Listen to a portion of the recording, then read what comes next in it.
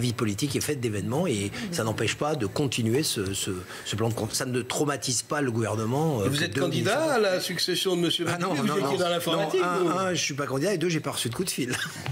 Elle n'a pas reçu de coup de fil, effectivement, Bruno Bonnell. Pas de traumatisme, dit-il. C'était il y a quelques minutes dans Punchline, l'émission de Laurence Ferrari. La bataille de Paris-Ferrage, et cela a des conséquences concrètes sur l'exécutif. Emmanuel Macron a donc tranché Benjamin Griveaux et Mounir Majoubi quittent le navire pour se lancer dans la course au municipal. Cet événement traumatise-t-il le gouvernement? Je repose donc la question, on en parle avec nos 4 invités, avec Sarah Ellery, bonsoir, députée de Loire-Atlantique, porte-parole du MoDem, David Béliard, merci d'être avec nous. Vous êtes président du groupe Europe Écologie Les Verts au Conseil de Paris. Patrick Mignon est également avec nous, merci d'être avec nous, vice-président de Debout la France, et Christophe Madrol, bonsoir, secrétaire général de l'UDE, l'Union des démocrates et des écologistes. On va faire le point, bien entendu, sur ces démissions cascades avec les précisions de Jordan Klein pour CNews. Il voit les choses en grand et vise l'hôtel de ville de Paris. En quittant le gouvernement, Benjamin Griveaux va pouvoir se consacrer à plein temps à sa campagne. Pour lui, même si le scrutin n'a lieu qu'en 2020, il y a urgence. Dans un sondage paru dimanche dernier dans le JDD, l'ancien porte-parole du gouvernement est crédité de 22% d'intention de vote au premier tour. Derrière, Anne Hidalgo. Un retard qui peut s'expliquer en raison de son image en tant que porte-parole du gouvernement. Avec ses interventions médiatiques quasi quotidiennes depuis le début de la crise des Gilets jaunes, il subit de plein fouet la baisse de popularité de l'exécutif. Mais Benjamin Griveaux, dans cette campagne, a des atouts. Soutenu par plusieurs membres du gouvernement, par plusieurs députés de Paris, il aurait aussi les faveurs d'Emmanuel Macron, même si publiquement le chef de l'État se tient à l'écart de cette bataille. Dans cette course, Benjamin Griveaux doit affronter au sein de sa famille politique 2 autres candidats. Mounir Majoubi, ancien secrétaire d'État qui quitte aussi le gouvernement, et le député de l'Essonne, Cédric Villani. Le parti fera son choix après les élections européennes du 26 mai. Sarah Ellery, je rappelle que vous êtes porte-parole du MoDem, députée de Loire-Atlantique, ça fait pas un peu désordre tout ça? Non, ça ne fait pas désordre, tout le monde le savait. D'ailleurs, ça étonne personne. Je veux dire, la volonté de Benjamin Griveaux de se présenter à la mairie de Paris... Tout le monde le sait, donc ça ne fait pas désordre? Non, ce que je peux vous accorder, peut questionner, c'est le calendrier. Ça aurait pu peut-être attendre... C'était ma prochaine question. Ça aurait pu attendre effectivement les élections européennes, mais d'un autre côté, je veux dire, il est essentiel quand on est au gouvernement de n'avoir à l'esprit que sa mission gouvernementale et pleinement. Je veux dire, la France le mérite, notre pays le mérite, et finalement, c'est une clarification qui permet à chacun d'être dans l'action de ce qui lui paraît important. Visiblement, ces deux-là ont en plus le même poste en tête, c'est pas un peu bizarre? Mais écoutez, ils se challengent. La raison fait que les deux veulent la même chose. Eh bien, ils vont pouvoir se challenger à l'extérieur. Le plus important, c'est vraiment que chacun ait l'esprit à sa mission. Et l'esprit à sa mission, il y en a un qui était porte-parole, l'autre qui était secrétaire d'État au numérique. Il faut être pleinement, c'est des sujets qui sont importants dans la période actuelle.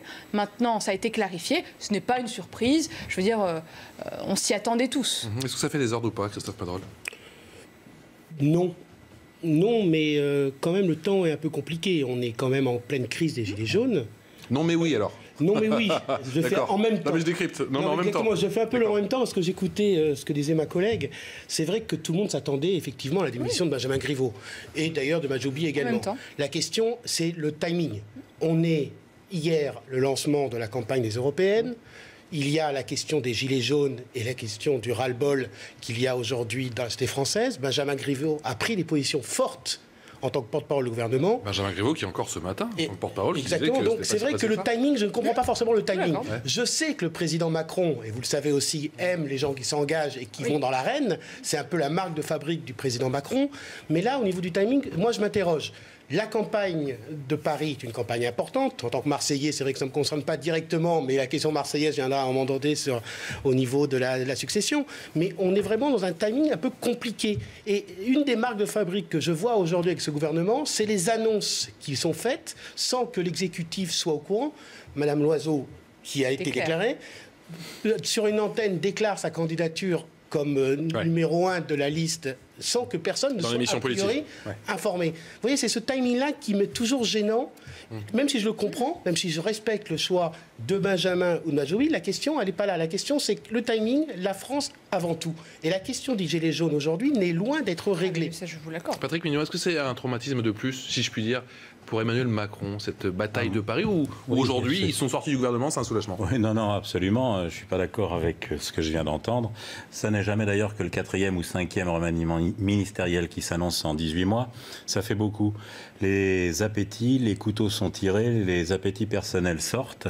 Et malheureusement, on constate... Pour vous, l'individualisme prime sur le collectif, sûr, en gros, c'est ça? Bien évidemment. Et il prime tellement que dans votre reportage, il a été dit qu'en réalité, ils sortent plus tôt que ce qui était prévu parce que justement, la mauvaise image du gouvernement va leur nuire ou nuire à leur campagne. Je trouve ça vraiment lamentable. La France semble passer au second plan. Sarah El-Haïry, Non, moi, en termes d'image. Et en termes de calendrier, je vous l'ai dit, l'idéal aurait été un autre tempo, évidemment. Après le 26 mai. Je pense que ça aurait été plus simple. Mais quand vous dites la France prime, oui, la France prime. Et il doit y avoir au gouvernement les personnes qui sont pleinement à la tâche. Et quand quelque chose d'autre vient parasiter l'esprit, eh bien, il y a des responsabilités à prendre. Et le calendrier, le seul qui le décide, c'est évidemment le président de la République sous proposition du Premier ministre. Et c'est notre Constitution qui pose ça ainsi. David Béliard, j'ai entendu beaucoup de réactions suite à ces 2 démissions, même si elles étaient attendues. Il y en a même qui parlent de je m'en foutisme. Vous iriez jusque-là, vous? Alors moi, je m'en fous un peu de savoir si ça met le bordel dans le gouvernement, pour être tout à fait honnête. Moi, ce que je vois, c'est que c'est un peu sauf qui peut, et que Paris est, disons, un enjeu important pour ces 2 personnalités qui viennent d'ailleurs là, qui se lancent un peu dans la compétition parisienne. Moi, que je vois très rarement localement, il y a des sujets, d'ailleurs des sujets qu'ils auraient pu résoudre lorsqu'ils étaient au gouvernement. Par exemple, là, en ce moment même, on a des nouveaux camps de migrants qui se reforment, et c'est de la responsabilité du gouvernement. On attend toujours l'encadrement des loyers, c'est de la responsabilité du gouvernement. Donc vous voyez, en fait, il aurait peut-être fallu agir un peu pour Paris, pour la France, mais aussi pour Paris, avant de sortir du gouvernement, plutôt que d'être, effectivement, moi je suis d'accord avec vous, on est dans une compétition d'ego, on n'a aucun projet, pas le début d'un projet, pas du début d'une ligne pour la capitale. Donc on attend de voir, mais franchement, moi je regarde ça comme un piètre spectacle pour la politique. Un piètre spectacle, Christophe Madrol. En termes d'image, c'est quoi? C'est anecdotique ou c'est catastrophique? Non, c'est anecdotique. Vous savez, aujourd'hui, on sait qu'il y a 3 candidatures issues du camp du président Macron, qui sont Villani, Majoubi et Griveaux. Tout le monde le sait. Les 2 candidats, Majoubi et Griveaux, décident de partir à la campagne de Paris, qui est une belle campagne. Peut-être rajouter Hugo-Rançon aussi. Oui, bien sûr. Bien sûr. On est bien dans une logique qui est effectivement de compétition interne. Il n'y a rien de choquant. Je vous l'ai dit, il n'y a rien de choquant que ces 2 personnalités aillent dans l'arène politique et effectivement fassent des propositions, comme le dit David, sur la question des loyers, sur la question des camps, sur la question de la mobilité, sur la question du bio, sur la question des camps. La transition écolo. La transition écolo. Qu'il y ait des propositions qui soient portées par ces personnalités-là, c'est très bien, on va les entendre et ils vont se départager. Mais vous entendez déjà le grand public qui dit, voilà, c'est encore un signe de déconnexion, encore un signe d'individualité ou d'individualisme au sein de la classe politique, non? Viser Paris comme ça, non? Oui, mais viser Paris comme c'est une belle campagne. Paris, c'est quand même la capitale. Mais je vous dis, la question du timing, du tempo me gêne. C'est pas la question qu'il y ait une compétition entre 2 personnalités politiques. Je pense qu'ils auraient pu très bien attendre le 27 mai au matin avant de déclarer leur démission, qu'au moins on ait fini ce grand débat public sur la question donc des minima sociaux, de la question posée par les Gilets jaunes, au moins qu'on finisse la séquence, la séquence du grand débat. Mais on a tous soutenu, en tout cas moi j'ai soutenu le président Macron dans la question du grand débat national pour essayer de sortir par le haut de la crise des Gilets jaunes. Le porte-parole du gouvernement quitte le gouvernement. Et pourtant, il s'était mis en avant sur cette question-là. Vous voyez, c'est cette question de timing. Mais il y a encore un patron dans la maison? Oui, c'est Emmanuel Macron et Édouard Philippe. Et il n'est pas dépassé?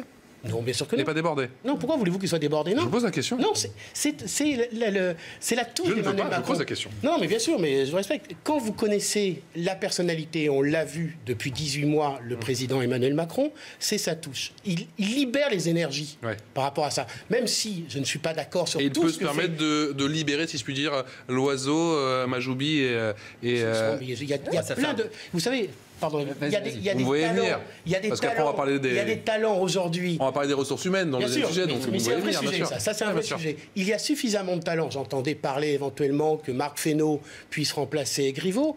Marc Fesneau est quand même quelqu'un qui connaît le terrain, issu du terroir, qui est quand même une personnalité politique respectée à l'Assemblée nationale. On a vu le score qu'il avait fait avec les parlementaires. Ce sera mieux, vous êtes en train de dire. Je ne suis pas d'accord avec tout ce que fait Emmanuel Macron au niveau de la politique intérieure. Mais au moins, on peut dire qu'une chose est claire chez Emmanuel Macron, c'est qu'il peut libérer certaines énergies et qu'il y ait des révélations qui se fassent dans cette campagne. Des révélations, excuse-moi, hein, mais bon... Franchement, qu'est-ce que ça veut dire? On se tutoie parce qu'on se connaît bien. Oui, on l'a senti, là, mais côté droit. Là, Paris, c'est quoi? Enfin, ça raconte quoi, en fait, sur la politique? Ça veut dire que, en gros, Paris, c'est une proie, c'est une cible qui intéresse des personnalités d'envergure nationale. Or, en fait, ça reste quand même une élection locale. Moi, c'est mon problème là-dessus. C'est que ce sont des gens qui vont aborder l'élection municipale sans connaître le territoire. Ça dit quelque chose de ce gouvernement? Bien sûr, bien sûr. Ça veut dire quelque chose sur la déconnexion et la distance qu'il a avec les réalités. Et moi, je le vois, pardon, je termine juste là-dessus, moi, je le vois tous les jours. Moi, je suis élu local, je suis conseiller de Paris, et je le vois, en fait, sur les réalités de terrain. Et notamment, je citais tout à l'heure la question des migrants, la question, on peut-être parler de la question des Roms. On a eu aussi ces difficultés et ces problèmes d'une capitale, d'une grande capitale, sur lequel nous n'avons jamais de réponse satisfaisante du gouvernement et des personnalités qui, aujourd'hui, veulent devenir maire de Paris. Allez, parole à la défense et après J'entends parler d'anecdotes. Si c'est une anecdote, pourquoi tant en parler? C'est une anecdote en réalité catastrophique. La marque de fabrique de M. Macron, c'est pas la libération d'énergie, c'est la fracture du pays et c'est la com. Là, c'est des coups de com. On vient de voir passer 3 coups de com invraisemblables. L'annonce surréaliste de candidature de Mme Loiseau, lors d'une émission sur France 2, cette double annonce, Mounir Majoubi et Benjamin Griveaux, plus M. Villani. Il se trouve que j'habite dans l'Essonne, dans la circonscription dans laquelle M. Villani est élu. J'ai jamais entendu parler de mon député depuis qu'il est élu. Jamais. Jamais vu une communication, jamais rien vu. C'est tout de la com. Je suis navré. Et en plus, c'est de la fracture, c'est-à-dire qu'on oppose libérer les énergies. L'énergie, la principale qui a été libérée, ça fait maintenant 19 actes qu'elle est libérée tous les samedis dans la rue, cette énergie. Et elle est plutôt négative. Donc très franchement, je ne peux pas entendre ça. Je suis désolé.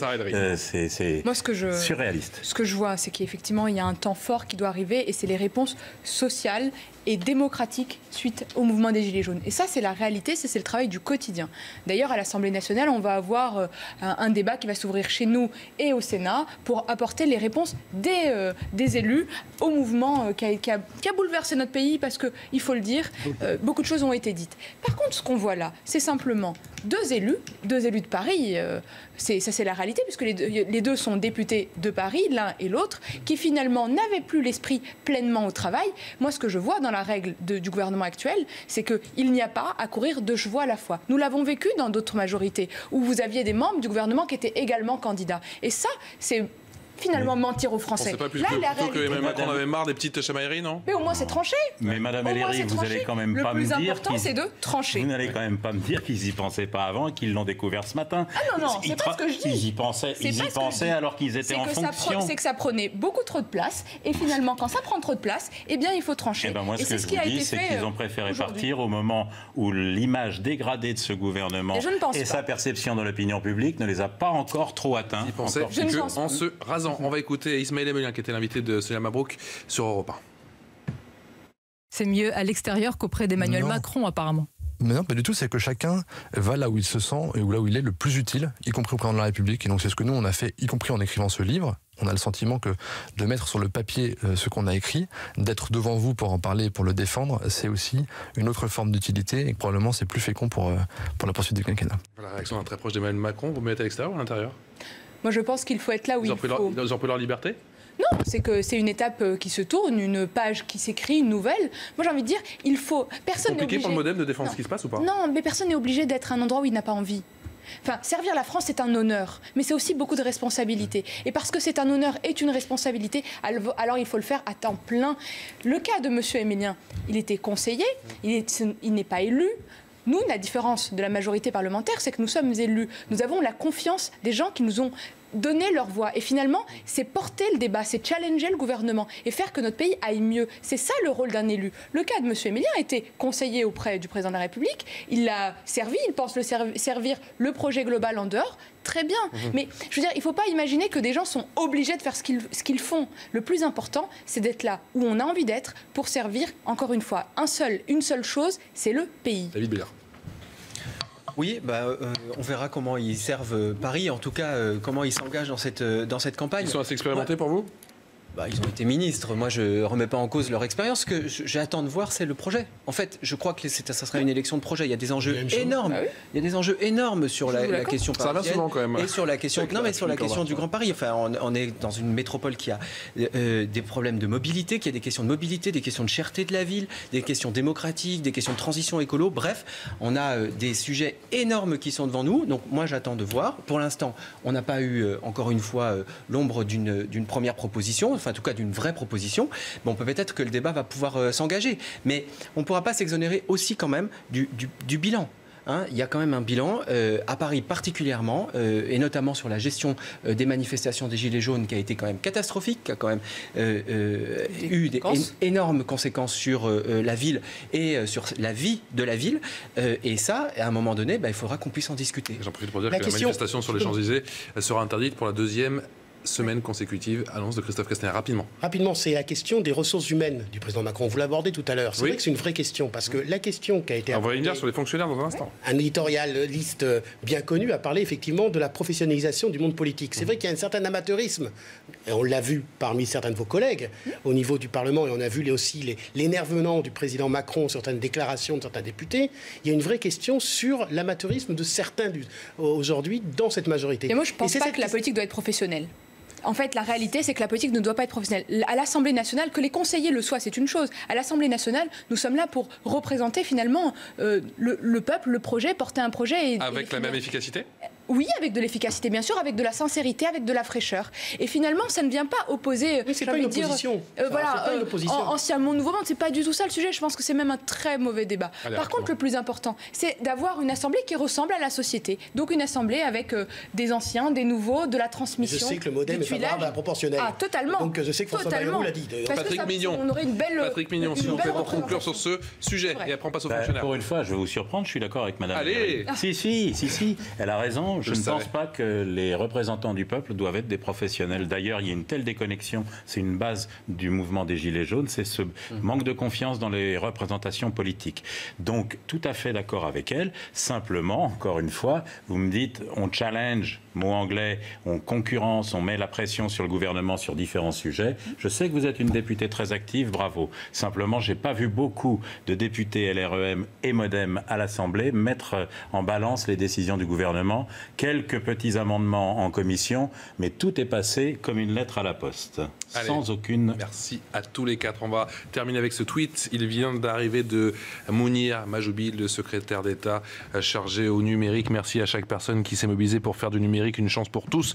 Voilà les mots du désormais ex-ministre chargé au numérique. Vous ne bougez pas. Dans un instant, on reparle de la fonction publique. C'était débattu aujourd'hui à l'Assemblée nationale. Se dirige-t-on vers un Big Bang? Ça s'annonce très animé sur le plateau. Vous restez avec nous. A tout de suite. Mais à 20 km/h. C'est la deuxième partie de notre débat, toujours dans le grand JT de CNews. C'est un projet de loi qui fait décidément couler beaucoup d'encre. La fonction publique sur le grill. C'était aujourd'hui à l'Assemblée nationale. Salaire, précarité, suppression de postes. Ce texte, d'ores et déjà rejeté par 9 syndicats, passe mal, très mal. Alors se dirige-t-on vers un Big Bang? On en parle avec Sarah Ellery, députée de Loire-Atlantique, porte-parole du MoDem, avec David Béliard, président du groupe Europe Écologie des Verts au Conseil de Paris, Patrick Mignon, vice-président de Debout la France, et Christophe Madrol, secrétaire général de l'UDE. C'est l'Union des démocrates et des écologistes. On va écouter un certain Olivier Dussopt qui était à la barre aujourd'hui. L'objectif de 120 000 est un objectif maintenu et tel que le président de la République s'était engagé pendant sa campagne. Nous ne souhaitons pas couper des effectifs et dire aux services de se débrouiller pour servir la même qualité aux usagers avec moins de moyens et moins d'effectifs. Par contre, nous mettons en place des réformes structurelles dans tous les secteurs et dans tous les ministères. Et la conséquence de ces réformes, c'est des gains de productivité, des gains d'efficacité et donc la capacité de ne pas renouveler tous les départs, de ne pas remplacer les départs à la retraite. David Béliard, 120 000 suppressions de postes, c'est mission impossible. Ça dépend ce que vous voulez. Non, c'est une mission tout à fait possible si, de l'autre côté, vous acceptez en fait d'une dégradation encore plus forte du service public et notamment des services publics de proximité, alors même que le grand débat... On ne peut pas faire aussi bien avec moi, ce que vous nous dites aujourd'hui. Non, parce qu'à un moment donné, en fait, vous avez de l'humain et ça, vous ne pouvez pas le remplacer. Vous pouvez faire, bien sûr, des gains de productivité. D'ailleurs, la fonction publique n'est pas immobile, contrairement à ce qui est dit dans le débat public. La fonction publique, il y a eu énormément de réformes. Ça a pris aussi le virage du numérique. Donc, bien entendu, qu'il y a des modifications d'organisation. La fonction publique du début des années 2000 n'a rien à voir avec la fonction publique d'aujourd'hui. Mais par contre, il y a une volonté aujourd'hui très forte, et ça s'est vu dans le grand débat, de plus de services publics de proximité. Et moi, je suis élu parisien, mais je viens d'un milieu rural, eh bien, je vois aussi dans les petites villes et les petits villages de France, eh bien, des besoins de services publics très forts, que ce soit la Poste, que ce soit le Trésor public. On a perdu, depuis 2007, 1200 Trésor public, pardon, j'ai plus le terme, mais en tout cas, il y a un problème, ne serait-ce que pour aller faire des démarches administratives. Donc, on le voit bien, il y a un sujet de déperdition des services publics, à la fois en nombre, donc en points de contact et en qualité. Et qu'est-ce que nous dit le gouvernement? Eh bien, on va faire 120 000 suppressions de postes et mieux, précariser, ou pire plutôt, précariser encore plus en utilisant plus de contractuels. Qu'est-ce que vous dites, Sarah El-Haïry, qu'on s'entendait justement Olivier Dussopt aujourd'hui avec cet objectif maintenu de 120 000 postes supprimés? C'est une folie ou pas? Alors non, je vais dire d'abord deux choses. Dans le texte qui a été présenté par le ministre, on ne parle pas des suppressions de postes, parce que ce n'est pas le sujet dans le texte en tant que tel. Oui, mais Olivier Dussopt, c'est plutôt des avancées. Par contre, il y a un engagement qui a été pris par le président de la République dès le début de 120 000 suppressions de postes de fonctionnaires. Pourquoi? Parce qu'il y a une transformation profonde dans le service public. Et quand on dit ça, on dit quoi? Il y a déjà 70 000 dans la territoriale et 50 000 dans l'État. Parce qu'il y a des évolutions. Parce que quand on fait le prélèvement à la source, il y a effectivement besoin de moins de personnes en services centraux, donc au ministère de l'économie et des finances à Bercy. Et finalement, ces transformations, elles sont nécessaires. Une chose... Elles sont nécessaires, mais ces transformations concernant la méthode, est-ce que c'est la bonne méthode? On l'entend beaucoup. Est-ce que c'est vraiment la bonne méthode appliquée par le gouvernement de souhaiter comme ça calquer à tout prix le public sur le privé? Non, il faut que ce soit très très accompagné pour deux raisons. Un, surtout pas de coup de rabot, parce qu'on a vu ce que ça a donné il y a 10 ans. Quand on coupe et on baisse le nombre de fonctionnaires sans réfléchir, eh bien on fait des catastrophes et on le voit en particulier chez nos forces de l'ordre aujourd'hui. Par contre, là où c'est intéressant, quand on personne des Républicains, je vous regarder, mais... Non, mais quand on voit aujourd'hui une transformation de la manière de collecter l'impôt, eh bien, on peut imaginer qu'il faut des transformations. On a besoin de personnel et je veux dire d'humains dans l'hospitalier. Oui, il y a une vraie réponse. Par contre, on voit aussi les fonctionnaires qui sont de moins en moins attractifs. La fonction publique est de moins en moins attractive.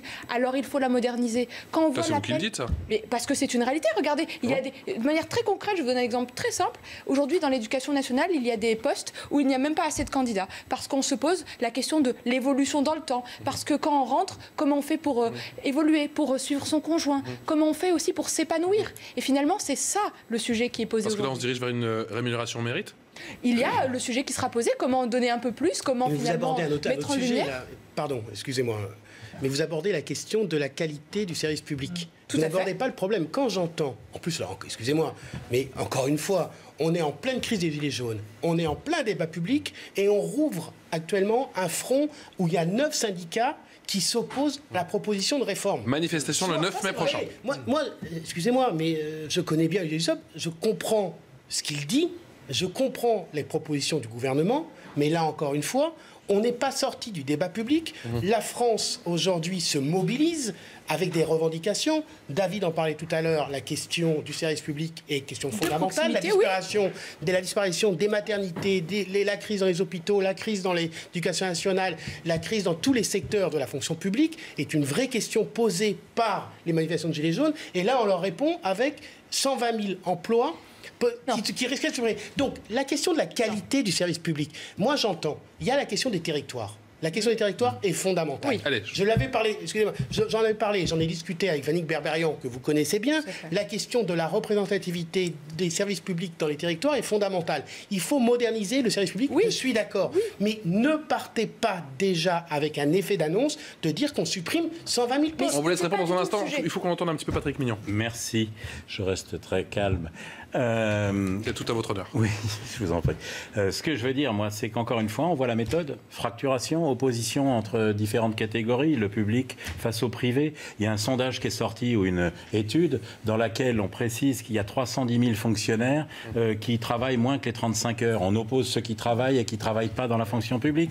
Dans cette fonction publique, on a pris soin, bien entendu, mais on a pris soin, bien entendu, d'enlever les catégories dont on sait qu'elles travaillent même au-delà de la norme, que sont les médecins, les forces de l'ordre, certains hospitaliers, les gardes. Voilà, ben non. Alors, par contre, s'il y a tant de gens comme ça, qui travaillent en dessous des 35 heures, ils le font tout seuls? Ils n'ont pas de hiérarchie au-dessus d'eux?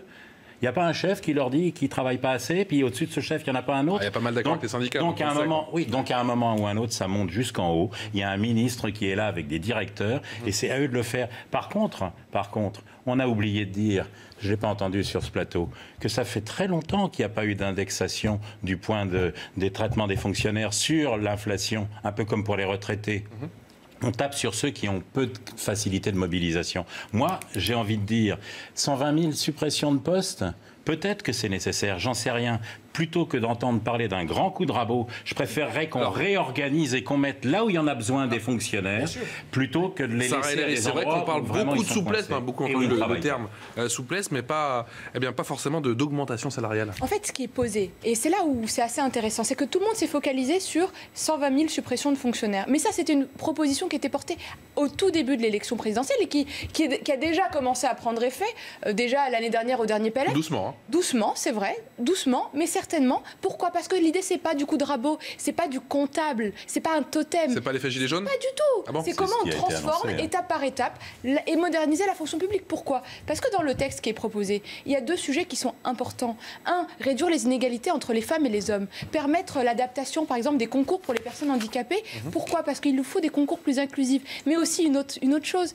Quand vous arrivez avec une certaine expérience, faciliter l'accès à la direction, à des postes de management dans la fonction publique. Et finalement, c'est faire que cette fonction, elle revienne au cœur. Parce que une des plus belles choses, c'est de servir l'intérêt général. Et aujourd'hui, les fonctionnaires... Ce sera le mot de la fin. Je suis désolé, tous les quatre, on aura l'occasion d'en reparler. Je vais devoir vous couper, je suis désolé, on n'a plus de temps. C'est l'heure des voix de l'info, bien entendu, avec Sonia Mabrouk, Sarah El-Haïry, Patrick Mignon, Christophe Madrol et David Meillard. Merci à tous les quatre d'avoir été avec moi ce soir pour ce grand JT. Vous ne bougez pas. Tout de suite, c'est Sonia Mabrouk avec les voix de l'info. Excellente soirée.